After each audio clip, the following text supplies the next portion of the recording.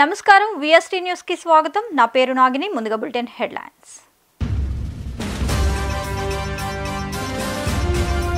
అరాచక పాలన ముగింపు కోసమే కూటమి, అమిత్ షా.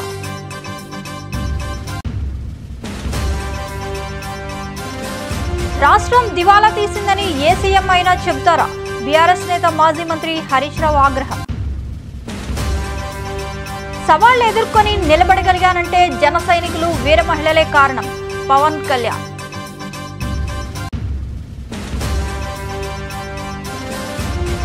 ఏపీలో కాంగ్రెస్ అధికారంలోకి వస్తుంది, పీసీసీ మీడియా కమిటీ చైర్మన్ తులసి రెడ్డి.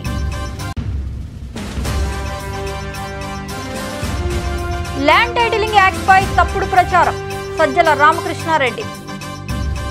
ఆంధ్రప్రదేశ్లో అవినీతి అరాచక పాలనకు ముగింపు పలకడానికే బీజేపీ, టీడీపీ, జనసేన కూటమిగా ఏర్పడ్డాయని కేంద్ర హోంమంత్రి, బీజేపీ సీనియర్ నేత అమిత్ షా స్పష్టం చేశారు. ఏపీలో అవినీతిపై జరుగుతున్న పోరాటానికి మద్దతు తెలిపేందుకే తాను రాష్ట్రానికి వచ్చానని వెల్లడించారు. ఈ మేరకు ధర్మవరంలో కూటమి తరపున ఆదివారం ఏర్పాటు చేసిన ప్రజాగళం బహిరంగ సభలో అమిత్ షా మాట్లాడారు. అమిత్ షా హిందీలో ప్రసంగించగా ధర్మవరం నుంచి అసెంబ్లీకి పోటీ చేస్తున్న బీజేపీ నేత సత్యకుమార్ తెలుగులోకి అనువదించారు. పోలవరం ప్రాజెక్టు రైతుల కోసం మేము మంజూరు చేస్తే ఇక అవినీతి పరుడైన జగన్మోహన్ రెడ్డి తన అవినీతి కోసం ప్రాజెక్టును పూర్తిగా ఆలస్యం చేసే పని చేస్తున్నారు. भाई और बहनों, मैं आपको एक मोदी गारंटी कहने आया हूं. మిత్రులారా, నేను మీ అందరికీ ఒక మోడీ గారి గ్యారంటీ చెప్పడం కోసం ఇక్కడికి వచ్చాను. आप आंध्र प्रदेश में चंद्रबाबू जी की सरकार बना दीजिए, ऊपर नरेंद्र मोदी सरकार बना दीजिए. 2 ही साल में पोलावरम प्रोजेक्ट को हम समाप्त कर किसानों के खेत तक पानी पहुंचाएंगे. మిత్రులారా, ఈ సందర్భంగా మీ అందరికీ హామీ ఇవ్వదలుచుకున్నారు.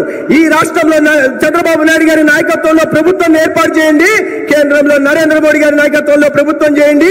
నేను ఇస్తున్న హామీ అంటే రాబోయే 2 సంవత్సరాల్లో పోలవరం ప్రాజెక్టును పూర్తి చేసి ప్రతి రైతుకు నీళ్ళు ఇచ్చే కార్యక్రమాన్ని తీసుకొస్తాం. और आंध्र प्रदेश की राजधानी अमरावती को फिर से राजधानी बनाने के लिए अलायंस किया है.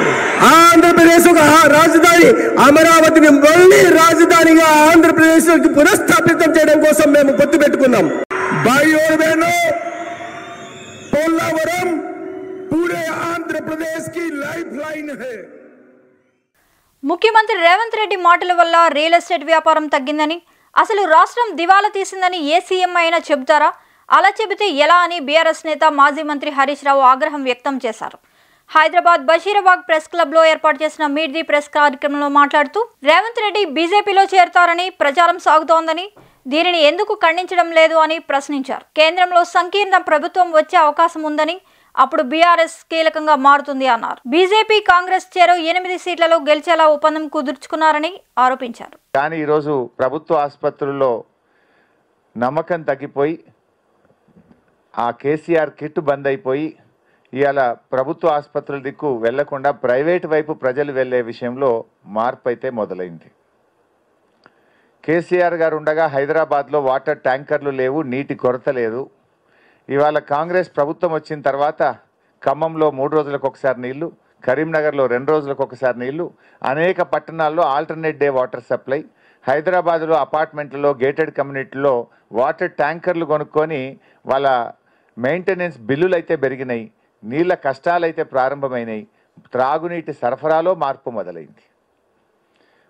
మొదలైంది, విద్యుత్ సరఫరాలో మార్పు మొదలైంది. ఇవాళ రైతాంగానికి కేసీఆర్ గారు 24 గంటల కరెంట్ ఇస్తే ఈ ప్రభుత్వం వచ్చినాక 15-16 గంటల కరెంటు కూడా ఇవ్వలేదు. కొన్ని చోట్ల 12 గంటలే వచ్చింది. ముఖ్యంగా మోటార్లు కాలిపోవడం, ప్రతి మోటార్ కాలిపోతే రైతు మీద 10,000 రూపాయలు ఖర్చు మీద పడుతుంది. ఇవాళ గ్రామీణ ప్రాంతాల్లో ప్రతి 10 రైతుల్లో 5 మోటార్లు కాలిపోయినాయి. కేసీఆర్ ఉండగా ఒక్క మోటార్ కాలలేదు. కాంగ్రెస్ వచ్చింది, కరెంటు మోటార్లు కాలుతున్నాయి. కాంగ్రెస్ వచ్చింది, కరెంటు కష్టాలు ప్రారంభమైనాయి. కాంగ్రెస్ వచ్చింది, గృహ అవసరాలకు కూడా కరెంటు కోతలు స్టార్ట్ అయిపోయి మార్పు మాత్రం మొదలైంది. అంటే త్రాగునీటి సరఫరాలో మార్పు, విద్యుత్ సరఫరాలో మార్పు, ప్రభుత్వ ఆసుపత్రుల పనితీరు, కేసీఆర్ కిట్టులో మార్పు, రైతు బంధుకు సకాలంలో డబ్బులు ఇవ్వడంలో మార్పు, పంటలు ఎండిపోవడంలో మార్పు, పోలీసులు విపరీతంగా అక్రమ కేసులు పెట్టి ప్రజల్ని వేధించడంలో, ప్రతిపక్షాలను వేధించడంలో, నిర్బంధించడంలో, జైళ్లను నింపడంలో మాత్రం మార్పు మొదలైంది. ప్రజాపాలన అన్నారు. ఈ ప్రజాపాలనలో ఇవాళ నిర్బంధాలు ఎక్కువైపోయినాయి. జైళ్లు నింపడంలో మాత్రం మార్పు మొదలైపోయింది. ఇగో ఇది ఈరోజు కాంగ్రెస్ ప్రభుత్వం అందించింది. కొత్త పథకాలు రాలేదు, కానీ ఉన్న పథకాల్లో కోతలు వచ్చినాయి. ఇవాళ మీ మార్పు కొత్తగా ఆశలు చూపించారు ప్రజలకు, మేము అద్భుతాలు చేస్తామని. కొత్తగా ఇచ్చిందేమీ లేదు. మీ 5 నెలల పాలనలో ఉన్నవి ఊడవిక్తా ఉన్నారు. ప్రజల కష్టాలు ప్రారంభమైనటువంటి పరిస్థితి ఉంది.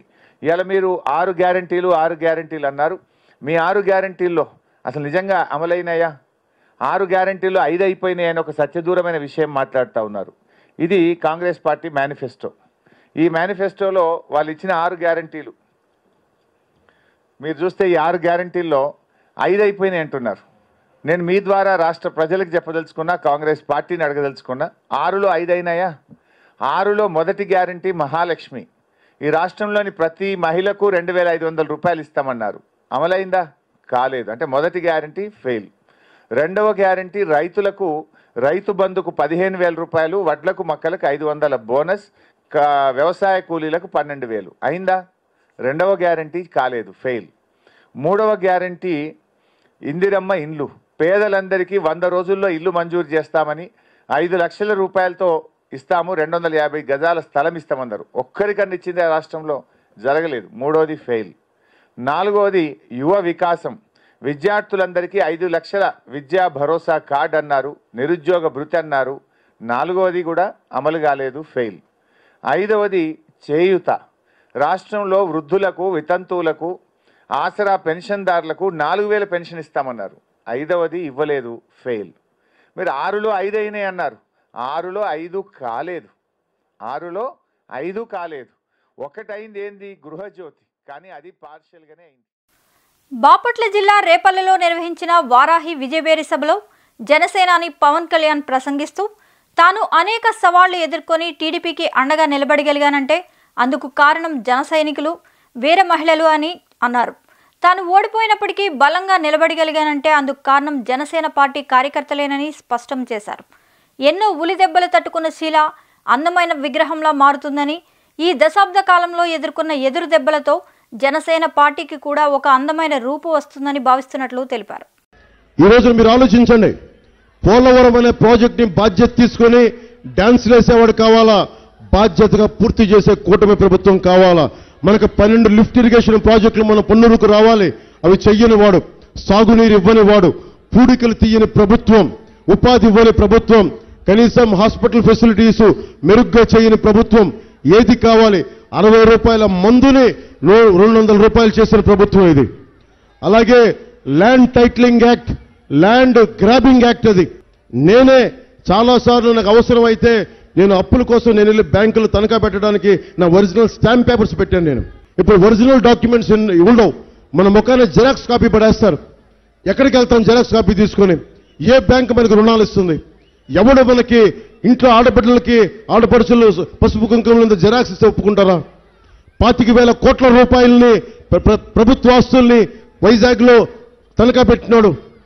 కూర్చొని అడ్డగోలుగా 2,000 కోట్ల రూపాయలు 18 అడుగులు పర్మిషన్ తీసుకొని 100 అడుగులు తవ్వేసిన వాళ్ళు. వీళ్ళని ఎలా నమ్ముతాం? కేంద్ర ప్రభుత్వం ముసాయిదా పంపిస్తుంది ఇలాంటి చెక్ చేయమని. ఈరోజు చెప్తా ఉన్నారు వైసీపీ నాయకులు, సజ్జల రామకృష్ణారెడ్డి గారు చెప్తున్నారు, మరి ఊరికి చేశాం, అది నిజంగా అమలు చేయట్లేదని. అమలు చేయని వాళ్ళు జీవో ఎందుకు ఇష్యూ చేశారు? మీరు వైసీపీ మద్దతుదారులకు చెప్తున్నాం, ధర్మందే గెలుపు, కూటమిదే విజయం. మేము పీఠం, అధికార పీఠంలోకి వెళ్తున్నాం. ఇప్పుడు ఇష్యూ వల్ల ఎన్ని సీట్ల మెజారిటీ అనేదే క్వశ్చన్. ఇక్కడ బార్నబస్ అనే దళితుడిని చంపేశారు ఇక్కడ ప్రశ్నించినందుకు. ఎమ్మెల్సీ, వైసీపీ ఎమ్మెల్సీ ఒక చంపేసి డోర్ డెలివరీ చేశాడు. 27 దళిత పథకాలను తీసేశారు, 13 బీసీ పథకాలను తీసేశారు. మనకి 34% ఉండే బీసీ మనకి రిజర్వేషన్లు 24% చేశారు. మనకి లా అండ్ ఆర్డర్ లో అక్క నడిపిస్తా ఉంటే అమర్నాథ్ గౌడ్ని పొలాలు చేలలో తీసుకెళ్లి పెట్రోల్ వేసి కాల్ చేశారు. ఎక్కడ రక్షణ ఉంది? గోతులు ఏంటంటే బూతులు తిడతారు, ఏదంటే దాడులు చేస్తారు. ఏదైనా చూసుకుని ఏదైనా దిగుతాను అలాంటి వచ్చి మాట్లాడదామంటే హెలికాప్టర్ ప్యాడ్లో గోతులు తీసేస్తారు. భవిష్యత్తు మీ చేతుల్లో ఉంది. వైసీపీ మద్దతుదారులు కూడా చెప్తా ఉన్నాను, మీరు కనుక మళ్ళీ మీరు కూడా ఇంకో లాస్ట్ టైం లాగా నాడు ప్రభుత్వంలో ఉన్న భారస, నేడు అధికారంలో ఉన్న కాంగ్రెస్ రెండూ తెలంగాణ రాష్ట్రాన్ని దోచుకుంటున్నాయని కరీంనగర్ ఎంపీ బండి సంజయ్ విమర్శించారు. దేశంలో అధికారంలోకి వస్తామన్న భ్రమలో భారస రాష్ట్ర సంపదను పంచిందని, అలాగే ఇప్పుడు దేశంలో కాంగ్రెస్ అధికారంలోకి రావాలనే కుట్రతో రాష్ట్రాన్ని ఏటీఎంలా మార్చుకుందని ఆరోపించారు. ఆ రెండు పార్టీలకు ఈ ఎన్నికల్లో బుద్ధి చెప్పాలని కరీంనగర్లో నిర్వహించిన ప్రచారంలో బండి సంజయ్ ప్రజలను కోరారు. 317 జీవో పేరుతో ఇబ్బంది పడ్డ ఉద్యోగ ఉపాధ్యాయ వర్గాలు ఆలోచించాలి, ఆర్టీసీ కార్మికులు ఆలోచించాలి, అవుట్ సోర్సింగ్ ఉద్యోగులు ఆలోచించాలి, ఇలా సీనియర్ సిటిజన్స్ ఆలోచించాలి, ప్రతి ఒక్క వ్యాపారస్తులు ఆలోచించాలి. ఇక్కడ వ్యాపారం చేయలేని పరిస్థితి, భార్యాభర్తలు ఫోన్లు మాట్లాడుకోలేని పరిస్థితి, ఒకరికొకరు కలుసుకోలేని పరిస్థితి, ఎంత నిర్బంధం, ఎన్ని అరాచకాలు, ఎన్ని కబ్జాలు. ఇవాళ కరీంనగర్లో చూడండి, ఇలా బీఆర్ఎస్ పార్టీ కార్పొరేటర్లనే ప్రజల చేత ప్రజాప్రతినిధులే ఇవాళ కబ్జాలకు గురైతే ఇవాళ జైల్లో ఉన్నటువంటి పరిస్థితి వస్తారు తెలుసుకోండి. ఇలా ప్రజల ఆస్తులకు గ్యారంటీ లేదు బీఆర్ఎస్ గవర్నమెంట్లో, ప్రజల ప్రాణాలకు గ్యారంటీ లేదు బీఆర్ఎస్ పార్టీ గవర్నమెంట్లో, ప్రజల జాగలకు గ్యారంటీ లేదు కాంగ్రెస్ పార్టీ. 6 గ్యారంటీల విషయంలో రాష్ట్ర ముఖ్యమంత్రి మాట్లాడతలేడు, కాంగ్రెస్ పార్టీ మాట్లాడతలేరు. మీరు 2,500 రూపాయలు ఎంతమందికి ఇచ్చిర్రు, మహిళలకు ఇచ్చిర్రు? తులం బంగారం ఎంతమంది మహిళలకు ఇచ్చిర్రు? 4,000 రూపాయలు ఆసరా పెన్షన్ ఎంతమందికి ఇచ్చిర్రు? 15,000 రూపాయలు రైతు భరోసా పేరు మీద ఎంతమంది రైతు అకౌంట్లో వేసిర్రు? 12,000 రూపాయలు రైతుల ఎంతమంది కూలీ రైతు కూలీ అకౌంట్లో వేసిర్రు? 5 లక్షలు. జరగబోయే ఎన్నికల్లో జగన్మోహన్ రెడ్డి ఓటమి తథ్యమని, కాంగ్రెస్ అధికారంలోకి రావడం ఖాయమని PCC media committee chairman Tulasi Reddy వ్యాఖ్యానించారు. ఈ సందర్భంగా ఆదివారం ఆయన అమరావతిలో మీడియాతో మాట్లాడుతూ ఈ ఎన్నికల్లో పులివెందుల నియోజకవర్గంలో జగన్ ఓటమి తథ్యమన్నారు. నియోజకవర్గ ప్రజలకు జగన్ దూరమయ్యారని, ఆయన పాలనలో పులివెందుల నియోజకవర్గం అసాంఘిక శక్తులకు అడ్డాగా మారిందని తులసిరెడ్డి తీవ్ర స్థాయిలో విమర్శించారు. కాంగ్రెస్ అధికారంలోకి రావడం తథ్యమని ఆయన మరోసారి అన్నారు. నియోజకవర్గంలో జరిగిన అభివృద్ధిలో సింహభాగం కాంగ్రెస్ పాలనలోనే జరిగిందని తులసిరెడ్డి పేర్కొన్నారు. పులివెందుల అసెంబ్లీ నియోజకవర్గంలో ముఖ్యమంత్రి జగన్ ఓడిపోవడం తథ్యం. దీన్ని ఆషామాషిగా చెప్పడం లేదు. దీనికి అనేక కారణాలు ఉన్నాయి. మొట్టమొదటిది, పులివెందుల నియోజకవర్గ ప్రజలకు ముఖ్యమంత్రి దూరం అయిపోయాడు. తాడేపల్లి ప్యాలెస్లో ముఖ్యమంత్రి దర్శనం నియోజకవర్గ ప్రజలకు లభించడం లేదు. పోనీ నియోజకవర్గానికన్నా వస్తాడంటే సంవత్సరానికి వచ్చేది 2 సార్లు 3 సార్లు. క్రిస్మస్కి ఒకసారి, వైఎస్ జయంతికి ఒకసారి, వైఎస్ వర్ధంతికి ఒకసారి, మ్యాక్సిమం 3 సార్లు లేదా 2 సార్లు ఒకసారి. ఆ వచ్చినప్పుడైనా ప్రజలను కలుస్తాడంటే అది లేదు. బ్యారికేడ్ల మధ్య పరదాల చాటున 3,000 మంది పోలీసుల పహారాలో ఆయన పర్యటన సాగుతుంది. కాబట్టి ఫండమెంటల్గా ముఖ్యమంత్రి జగన్మోహన్ రెడ్డి నియోజకవర్గ ప్రజలకు పూర్తిగా దూరం అయిపోయారు ముఖ్యమంత్రి అయ్యాక. రెండవది, జగన్ 5 ఏళ్ల పాలనలో పులివెందుల నియోజకవర్గం అసాంఘిక శక్తుల అడ్డాగా మారిపోయింది. మద్యం ఏరులై పారుతా ఉంది, జూదం విచ్చలవిడిగా సాగుతూ ఉంది, బెట్టింగులు విశ్వరూపం, క్రికెట్ బెట్టింగులు కానీ మిగతా బెట్టింగులు కానీ. చివరికి హై స్కూల్ విద్యార్థులు ఈ డ్రగ్స్కు గంజాయికి అలవాటు పడ్డారు. ఇవి పెద్ద ప్రమాదకరంగా సంభవించింది. ఆయన ఒకవైపు ఏమో నేను మేనమామ విద్యార్థులకు అంటాడు. ఇక్కడ చూస్తే ఎన్నికలు దగ్గర పడుతున్న కొద్దీ అధికార వైసీపీ నేతలు రోజుకొకరుగా చిక్కుల్లో పడుతున్నారు. ప్రజల నుంచి వ్యతిరేకతతో పాటు సొంత ఇంట్లోంచే అసమ్మతి స్వరాలు వినిపిస్తున్నాయి. ఇటీవల పిఠాపురంలో కాపు నేత ముద్రగడ పద్మనాభం సొంత కూతురే ఆయనపై తీవ్ర విమర్శలు చేయగా, ఇప్పుడు మంత్రి అంబటి రాంబాబు వంతు వచ్చింది. అంబటి రాంబాబు ఇంటి పోరుతో సతమతమవుతున్నారు. తాజాగా అంబటిపై ఆయన సొంత అల్లుడే తీవ్ర విమర్శలు గుప్పించారు. అత్యంత పనికిరాని వ్యక్తి అని, అంబటికి ఎవరు ఓటు వేయొద్దని పిలుపునిచ్చారు. ఈ మేరకు ఒక వీడియోను విడుదల చేశారు. నమస్తే అండి, నా పేరు డాక్టర్ గౌతమ్. నేను ఇప్పుడు సిట్టింగ్ ఎమ్మెల్యే అండ్ మినిస్టర్ అయిన అంబటి రాంబాబు అల్లుండి. అది నా దురదృష్టం, ఎవరు ఏం చేయలేరు. బట్ ఈ వీడియో చేయాలా లేదా అని నేను చాలాసార్లు ఆలోచించి చేయటం నా బాధ్యత అని అనుకున్న తర్వాత నేను ఈ వీడియోస్ ఇస్తున్నాను. అంబటి రాంబాబు అంత నీచుడు, నికృష్టుడు, దరిద్రుడు, శవాల మీద పేలాలు ఏరుకునే రకాన్ని నేను నా జీవితంలో చూడలేదు. రోజు పొద్దున్నే దండం పెట్టుకునేటప్పుడు ఇంతటి నీచుడిని ఇంకొకసారి నా లైఫ్లో ఇంట్రడ్యూస్ చేయకు స్వామి అని ఎప్పుడు కోరుకుంటూ దండం పెట్టుకుంటుంటా. అంత భయంకరమైన వ్యక్తి. ఎందుకు ఇప్పుడు చెప్తున్నానంటే, తన పోటీ చేయబోయే పోస్ట్ అలాంటిది. ఏ పోస్ట్కి అయితే మంచితనం, మానవతా విలువలు, కనీసం బాధ్యత ఉండాలో వీటిల్లో అందరికీ 100% అందరికీ అన్నీ ఉండక్కర్లేదు. 0.001% కూడా లేని వ్యక్తి అంబటి రాంబాబు. ఇలాంటి వ్యక్తికి ఓటేసేటప్పుడు మనకు తెలియకుండానే కొన్నిటిని మనం ప్రోత్సహిస్తున్నట్టు. ఎలాంటి వాటిని? ఎవరైతే నిస్సిగ్గుగా ఎంత పెద్ద గొంతు వేసుకొని ఎంత పెద్ద అబద్ధాన్ని అరిచినా సరే దాన్ని నిజం చేయొచ్చు అన్న కాన్ఫిడెన్స్తో బతుకుతారో సమాజంలో, అలాంటి వాళ్ళకి ఓటేస్తున్నట్టు. ఎంత లేకి పని అయినా చేసి చాలా హుందాగా బతకచ్చు సమాజంలో అని అనుకునే వాళ్ళకి ఓటేస్తున్నట్టు. ఏదైనా చేసి సిగ్గు లేకుండా సిగ్గులేని తనాన్ని ప్రోత్సహించవచ్చు అని అనుకునే వాళ్ళకి మనం ఓటేస్తున్నట్టు. ఇలాంటి వాళ్ళకి ఓటేస్తే ఇవే సమాజం యొక్క తలరాతలాగా మారి రేపు సమాజం కూడా ఇలానే తయారవుతుంది. దీన్ని ప్రజలు గమనించి సరైన ఓటుతో సరైన బాధ్యతతో ఓటేసి సరిగ్గా నాయకుడిని ఎంచుకుంటారని ఆశిస్తూ. ల్యాండ్ టైటిలింగ్ యాక్ట్పై తప్పుడు ప్రచారం చేస్తున్నారని ఏపీ ప్రభుత్వ సలహాదారు సజ్జల రామకృష్ణారెడ్డి మండిపడ్డారు. ఇలాంటి చట్టం రావడం భూ కబ్జాలు చేసేవారికి ఇష్టం ఉండదని అన్నారు.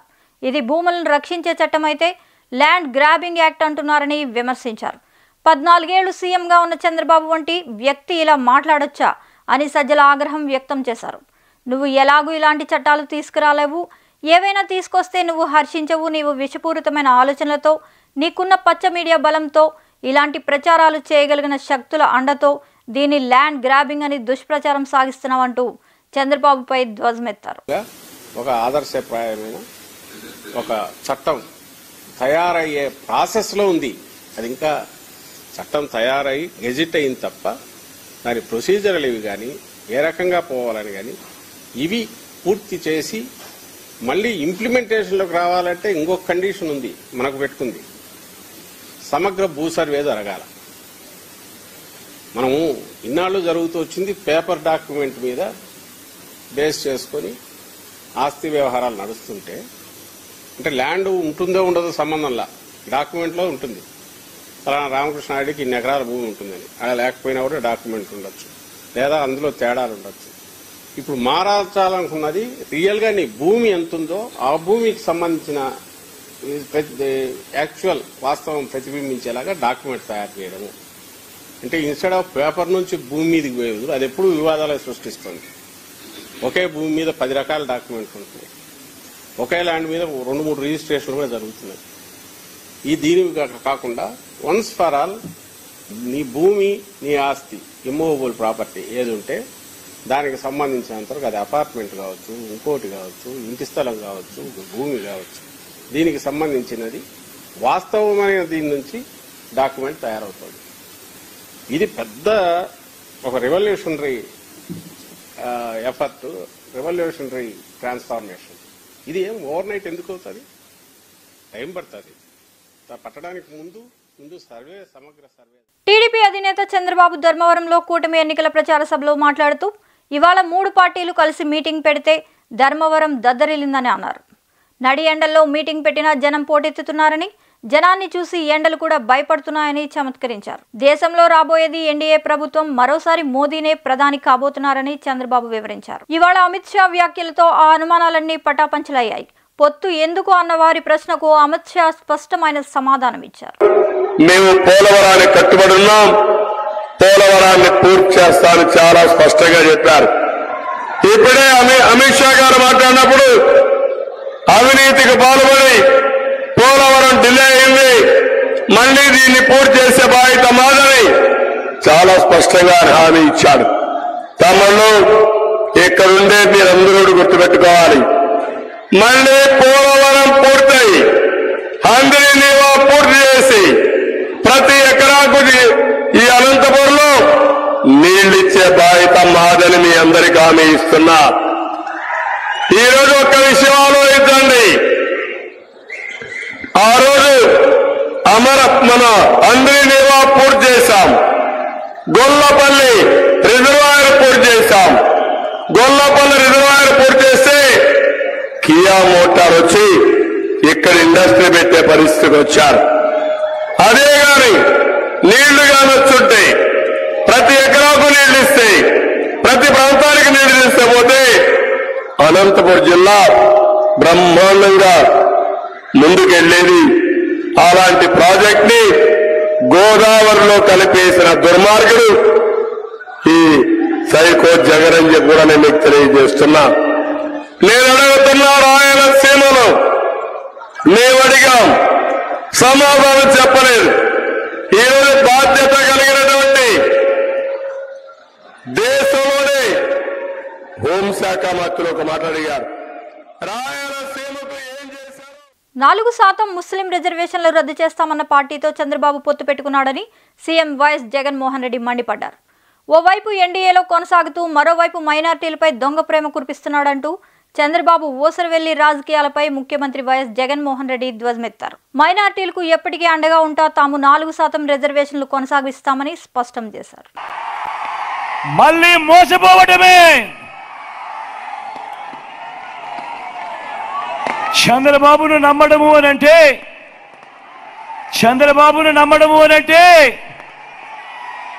కొండ చిలువ నోట్లో తలబెట్టడమే అన్నది ప్రతి ఒక్కరూ గుర్తుపెట్టుకోమని కోరుతా ఉన్నా.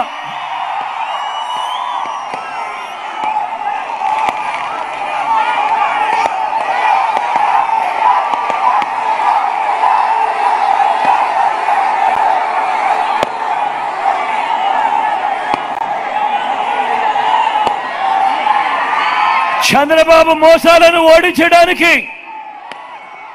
పేదలను గెలిపించడానికి, విలువలకు విశ్వసనీయతకు మరోసారి ఓటు వేయడానికి మీరంతా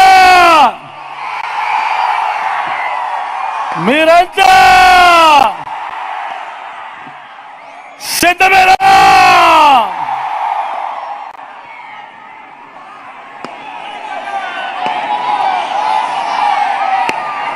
చంద్రబాబు నాయుడు అంటాడు, 3 సార్లు సీఎం అంటాడు,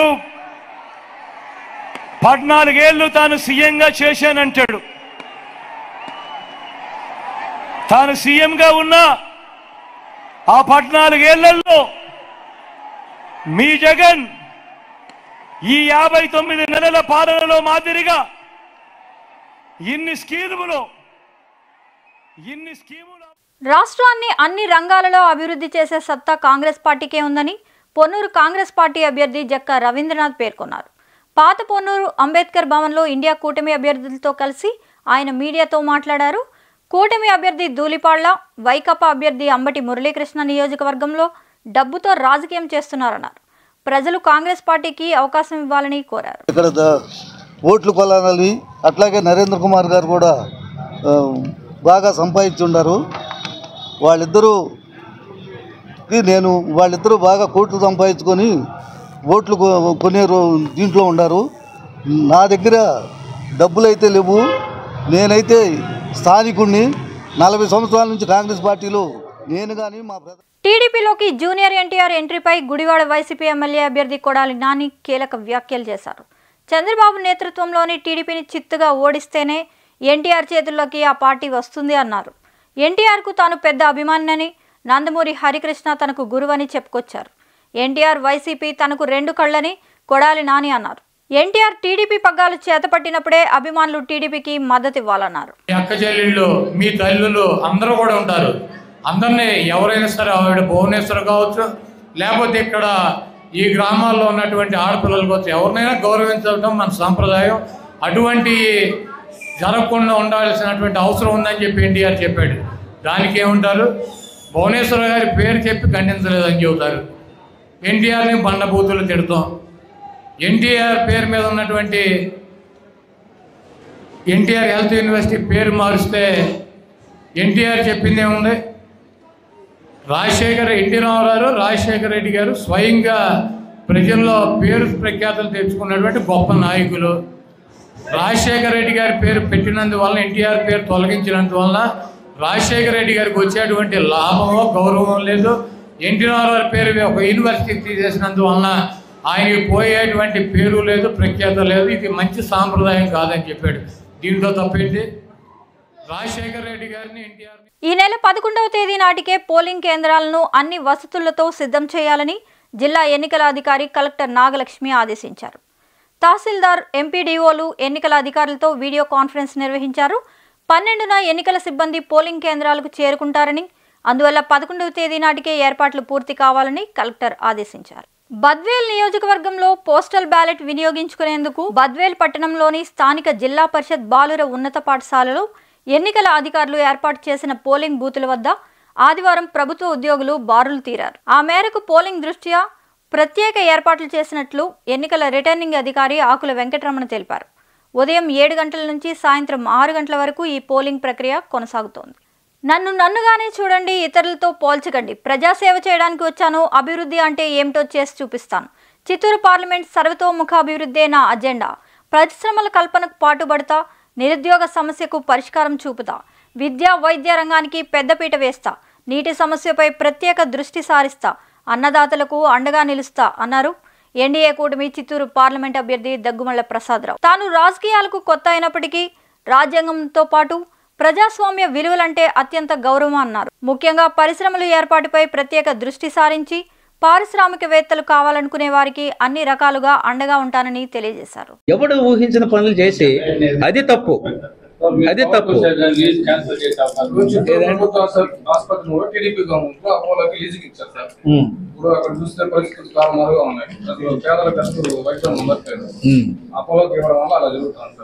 అపోలోకి ఇవ్వటం వలన వైద్య సదుపాయం మంచి సదుపాయం అందే అవకాశం అనే మంచి ఉద్దేశంతో ఇచ్చారు. మన ప్రాబ్లం ఏంటంటే అదే నేను వస్తున్నా, మీరు తొందరపడుతున్నారు.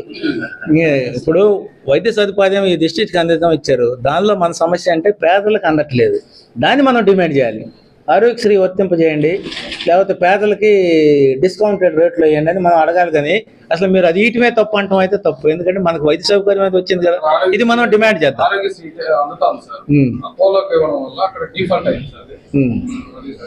మనం దాన్ని ఏ తప్పులు ఉన్నాయో దాన్ని మనం డిమాండ్ చేద్దాం. పేదవాళ్ళకి డిస్కౌంట్ కూడా ఇవ్వమని అడుగుతాం. దానివల్ల ఏంటంటే ప్రైవేట్ వాళ్ళు చేస్తారని గవర్నమెంట్ అలా అయిపోతున్నారు. గవర్నమెంట్ చేస్తారని అసలు మనం ఇంకా రెఫరల్ హాస్పిటల్ గా మారుతుంది. అది మనం ఇంకా మీరు కొంచెం దూరం ఆలోచిస్తే వాళ్ళకి మెడికల్ కాలేజ్ కూడా ఉందా? ఉంది కదా. అపోలోకి ఉందా? Medical college silent medical college establishment ఏమవుతుంది? ఎందుకు ఇస్తారో తెలుసా?